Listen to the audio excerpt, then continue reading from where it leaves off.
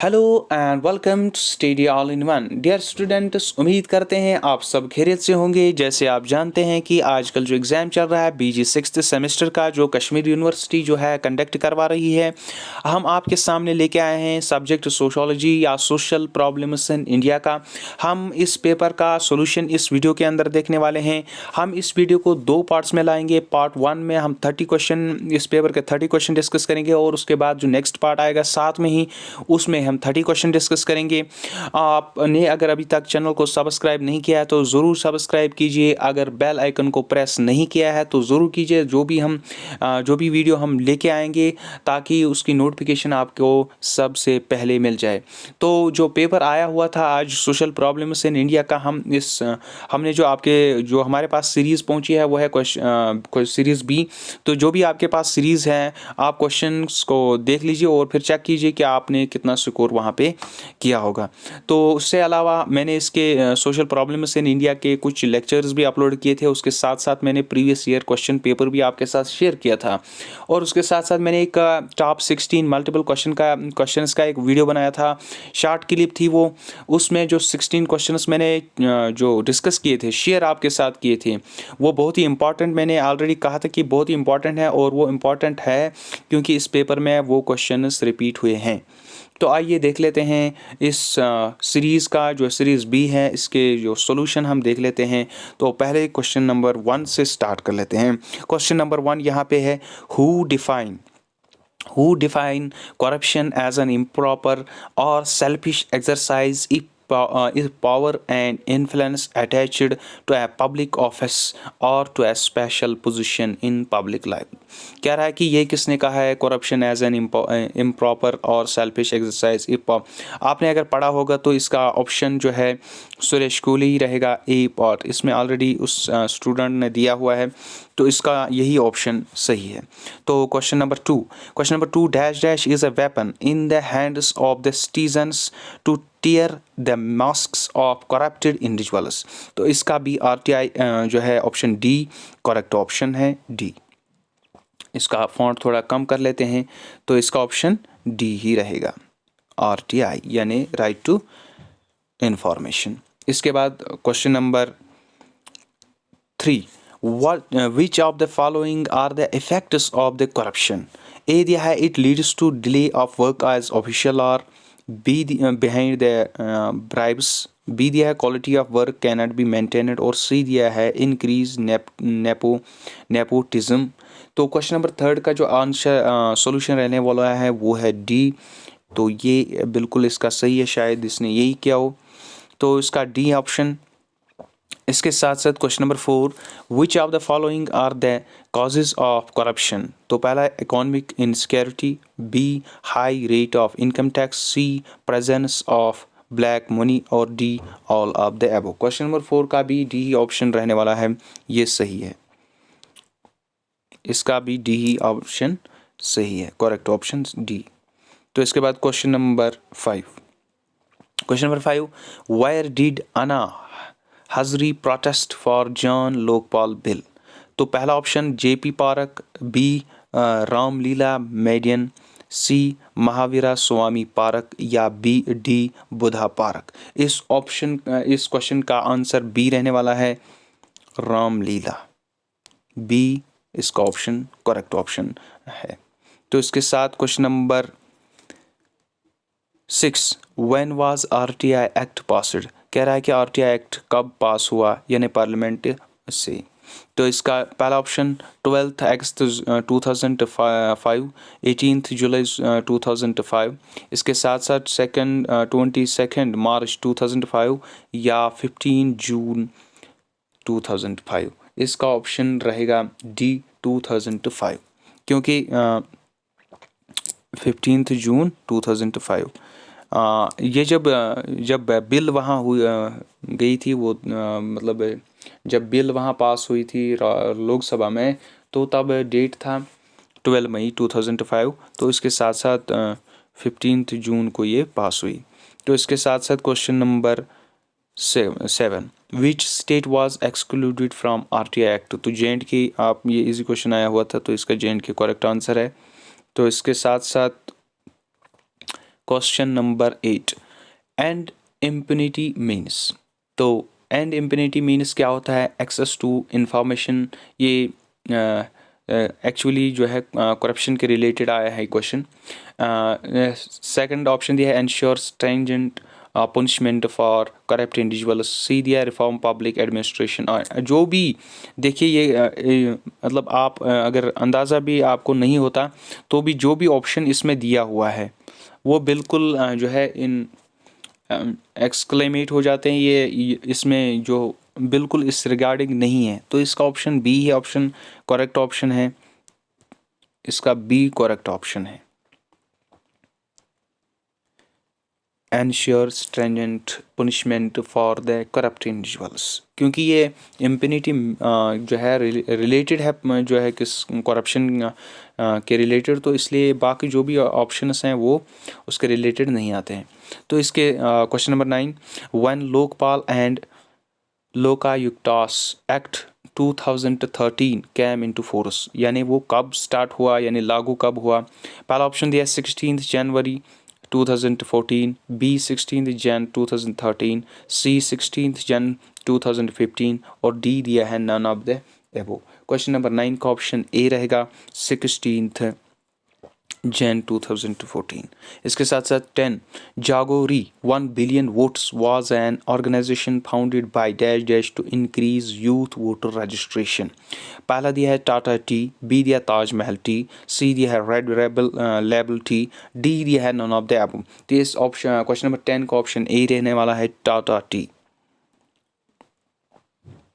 इसके साथ साथ question number 11, who among the following are the prominent public faces for the India against corruption movement. पहला option दिया अरविंद केजरीवाल, सी दिया बी दिया है किरण बेदी, सी दिया है अन्ना हज़ारे और डी दिया है ऑल ऑफ द एबो। तो इसका ऑप्शन ऑल ऑफ द एबो रहेगा। एक्चुअली ये भी लेफ्ट हुआ था अरविंद केजरीवाल जब वो जो बनाई गई थी उस वक्त, जो कमेटी जिस कमेटी में थे वो, तो उसके अलावा ये भी आया था और इसलिए ये इसके बाद ये डिवाइड हुए थे। तो इसमें ऑप्शन क्वेश्चन के हिसाब से इसका ऑप्शन डी करेक्ट आंसर। तो इसके साथ साथ question number 12, in which year India passed the black money undisclosed foreign income and assets and imposition of tax bill 2014, 2016, 2015 या 2017। क्वेश्चन नंबर 12 का आंसर रहने वाला है बी 2015। इसके साथ question number 13, The Vestal Bowlers Protection Act 2011 has received the assent of the President of India on, यानी उसने जो एसेंट प्रेसिडेंट से लिया इंडिया के अंदर वो कब, मतलब डेट क्या थी? डेट थी 9 मई 2014। ये डी ऑप्शन करेक्ट है। तो आइए नेक्स्ट पेज पे चलते हैं। ये रहा next page. Question number 14, right to public legislation stands for guarantee time bound delivery of services, B guarantee time bound information, C guarantee time bound punishment to the corrupt officials. तो question का जो option रहेगा वो रहेगा C guarantee time bound punishment to the corrupt officials. Question number 15, under corruption perception index CPI 2018 India ranked at which position, यानी CPI के अंदर जो 2018 के अंदर इंडिया की क्या रैंक थी? क्वेश्चन नंबर 15 का ऑप्शन रहने वाला है डी 78। इसके साथ साथ क्वेश्चन नंबर 16 कह रहा है विच of the following states of India has the highest poverty ratio. ये मैंने ऑलरेडी किया हुआ भी था और इस क्वेश्चन में जो है कन्फ्यूजन हो सकता है। कहीं लिख रहे हैं आसाम, कहीं लिख रहे हैं उड़ीसा और कहीं लिख रहे हैं बिहार। तो इस क्वेश्चन के हिसाब से इसका ऑप्शन रहने वाला है उड़ीसा।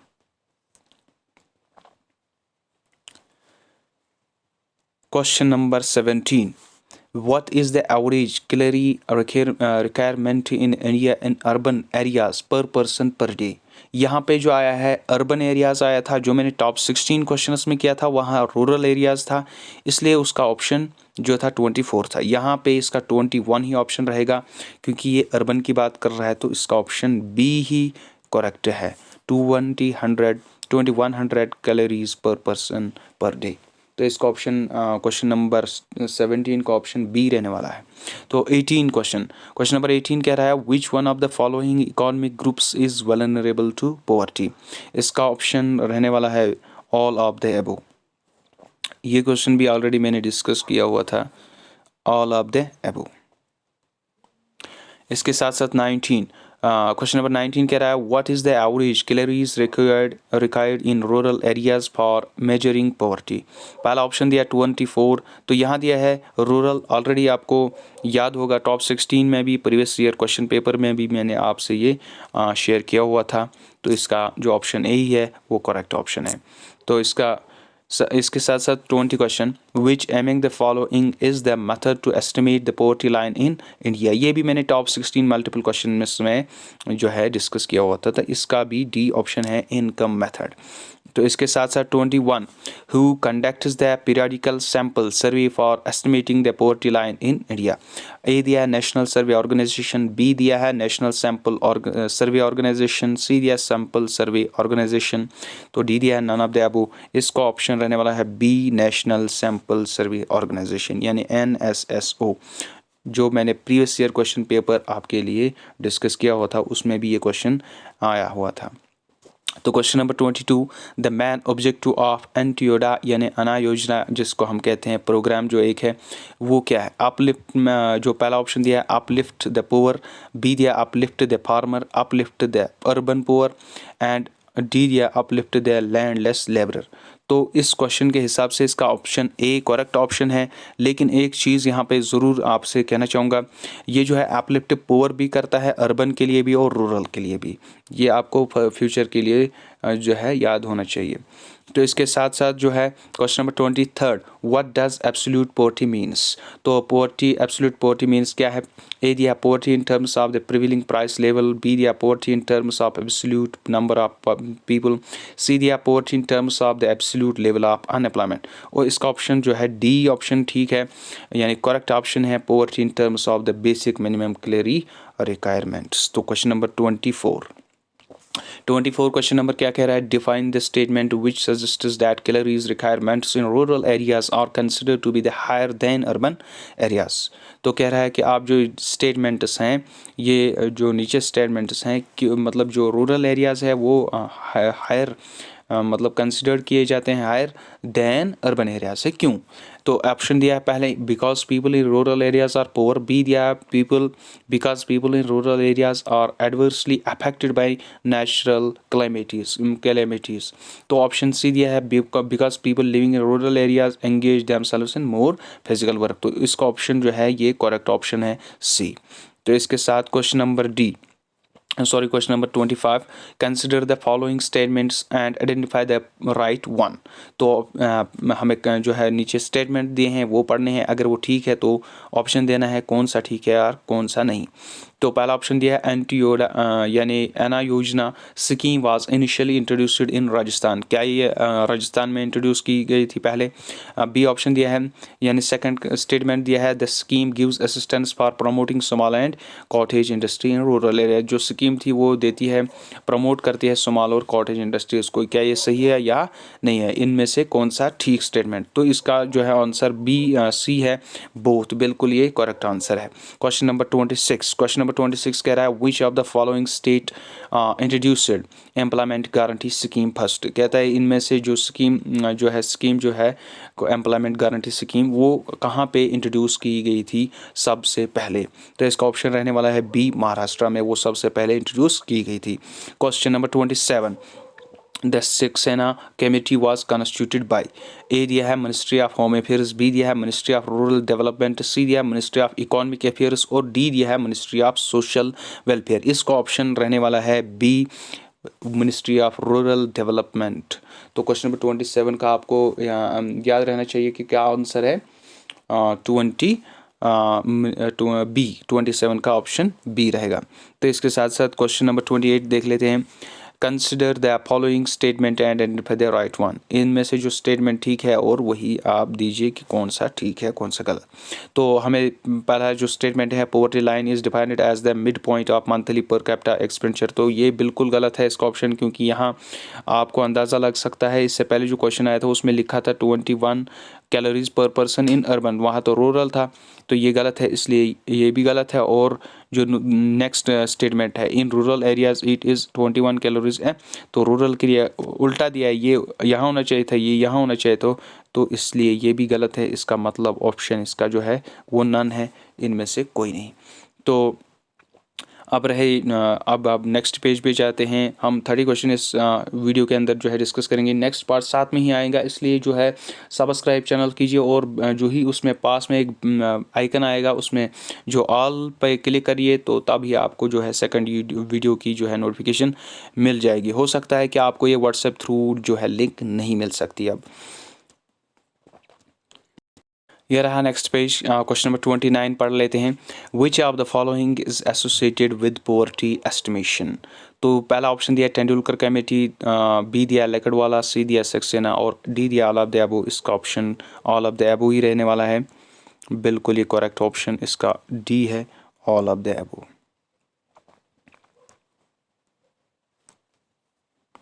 इसके साथ 30 question, which among the followings is not economic causes of poverty. पहला ऑप्शन दिया है इनएडुकेट इकोनॉमिक डेवलपमेंट, बी दिया है कैपिटल डिफिशिएंसी, सी दिया है इंक्रीजिंग अनएम्प्लॉयमेंट और डी दिया है क्लाइमेटिक फैक्टर। तो इसका ऑप्शन भी डी रहने वाला है, करेक्ट ऑप्शन डी है। तो उम्मीद करेंगे आपको वीडियो अच्छा लगा तो ज़रूर लाइक कीजिए। हम आपको अभी जो है इसके बाद ही जो नेक्स्ट 30 क्वेश्चन रहे हैं वो हम डिस्कस करेंगे आपके साथ, तो आप बने रहिए हमारे साथ। Thanks. Bye.